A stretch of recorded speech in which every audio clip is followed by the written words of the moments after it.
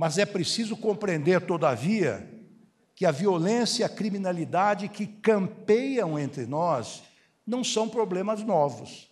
São mazelas que atravessam séculos de nossa história, remontando aos tempos coloniais, em que índios e negros, recrutados à força, desbravavam os sertões inóspitos e labutavam a exaustão nas lavouras de cana e de café e nas minas de ouro, prata e pedras preciosas para o proveito de uns poucos. E numa continuidade desse ciclo perverso, a criminalidade e a violência continuam se nutrindo da exclusão social, da miséria, do desemprego, da falta de saneamento, de saúde, de educação, de lazer, de habitação, e que, infelizmente, ainda persistem no país, malgrados os intensos esforços do eminente presidente Luiz Inácio Lula da Silva e sua eficiente assessoria e equipe. Por isso, é escusado dizer que o combate à criminalidade e à violência, para ter êxito, precisa ir além de uma permanente e enérgica repressão policial, demandando a execução de políticas públicas que permitam superar esse verdadeiro apartheid social que continua segregando boa parte da população brasileira. Acontece, porém, que há ainda mais um agravante. Nos dias que correm, a preservação da segurança pública cresceu muito em complexidade, que não apenas o Brasil, mas diversos países do mundo enfrentam agora um novo e temível desafio, que é o da criminalidade organizada. A atuação das organizações criminosas, nas quais se incluem as milícias, subdivididas em múltiplas facções, ora aliadas, ora rivais, antes restrita às áreas periféricas, onde o Estado se mostrava ausente, e aos recônditos ambientes prisionais, hoje se desenvolve em toda parte, à luz do dia, com ousada disfarçatez, em moldes empresariais, dedicando-se ao controle do transporte público, da distribuição do gás de cozinha, das ligações clandestinas de internet a cabo, além da tradicional exploração da prostituição, dos jogos de azar, do tráfico de drogas e de armas. E já há notícias de que, tal como ocorre em outras nações, o crime organizado começa a infiltrar-se em órgãos públicos, especialmente naqueles ligados à segurança, e a multiplicar empresas de fachada para branquear recursos obtidos de forma ilícita. Isso lhes permite expandir a sua ação deletéria sobre territórios cada vez maiores, dificultando o seu controle por parte das autoridades estatais. Por isso, não há soluções fáceis para tais problemas. Não basta, como querem alguns, exacerbar as penas previstas na legislação criminal, que já se mostram bastante severas,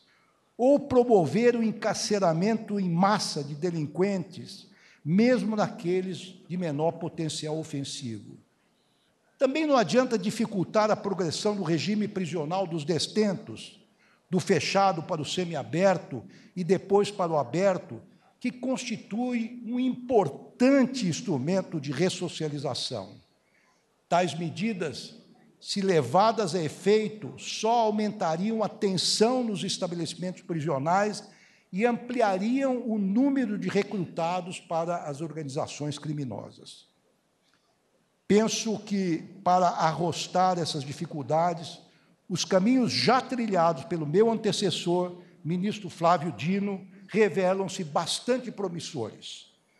Para enfrentar eficazmente o crime organizado que vem se ramificando por todo o país, é preciso aprofundar as alianças com estados e municípios que constitucionalmente, isso é importante, constitucionalmente, detêm a responsabilidade primária pela segurança pública nas respectivas jurisdições.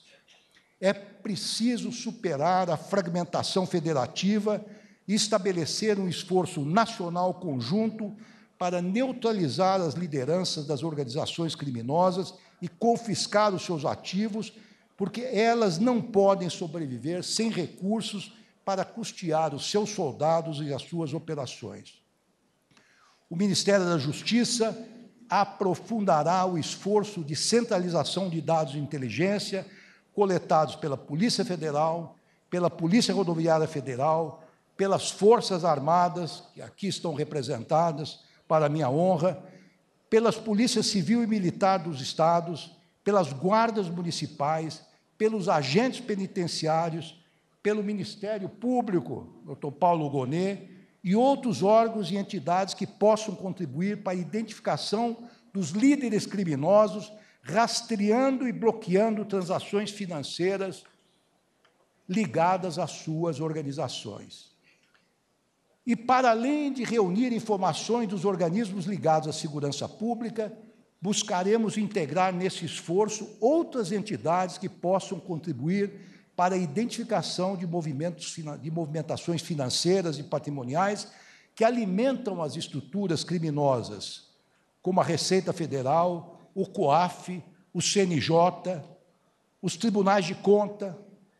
os cartórios de imóveis, o DENATRAN e os DETRANs, além de entidades da sociedade civil com poder de autorregulação, a exemplo da FEBRABAN. E não apenas isso,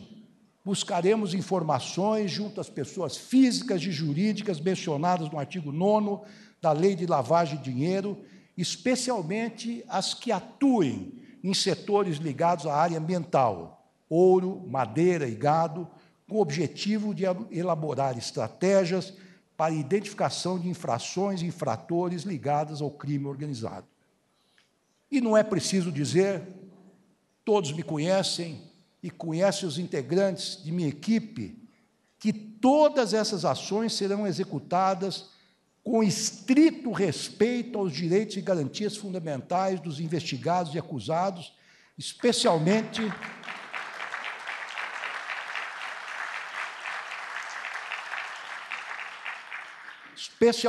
no que concerne ao direito à ampla defesa, ao contraditório e ao devido legal, Dr. Beto Simonetti, que nos honra com sua presença. Encerro registrando que tenho muito orgulho de ter sido convidado para integrar o governo do presidente Luiz Inácio Lula da Silva. Mas, mais do que isso, tenho muito orgulho de participar de um projeto para o país. Um projeto que pretende dar concreção ao generoso propósito dos Constituintes de 1988, explicitados no preâmbulo de nossa Carta Magna, que é o seguinte: o propósito de instituir um Estado democrático, destinado a assegurar o exercício dos direitos sociais e individuais,